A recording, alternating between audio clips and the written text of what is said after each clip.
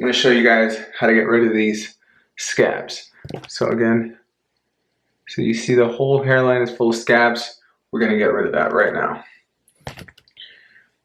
This will, there we go. All right, so again, lukewarm water. I'm just going to wet it with the entire head. All right. So now that I wet it,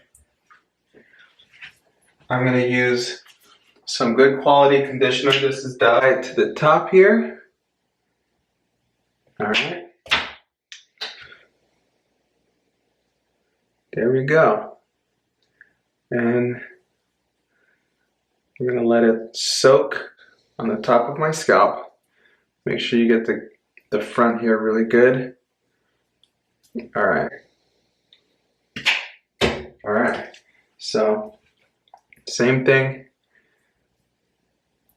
So just gently brushing it onto the grafts. And I'm going to go ahead and let this soak. I realize I look absolutely ridiculous, but I'm doing this for you guys. All right, so let this soak for about 30 minutes. And I'll be back in 30 minutes. I'm going to show you guys how to rinse it off. In the shower, don't worry, neck up. All right, guys, in the shower, about to show you guys exactly how you remove the scabs. All right, so now you wet your hair. Now you're going to kind of just press, press, press.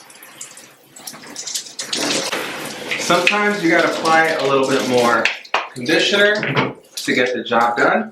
At the very front, you can kind of go like this. Very, very, very gently. All right, so I'm out of the shower. I'm going to show you guys what the hairline is looking like. So there we go. Temple points. The redness can persist for about a month or two, especially if you have light skin. So it's something to be cognizant of. But as you can see, pretty much all the scabs in the front are done. I hope you guys join me on my journey. I'm going to go ahead and link my journey in the description box for the Hair Restoration Network. Please check it out. I'm going to be posting weekly there. Yeah, so if you guys found this content good and you enjoyed it, please give it a like. And if you like the content that I put on this channel, please consider subscribing. All right, guys, till next time.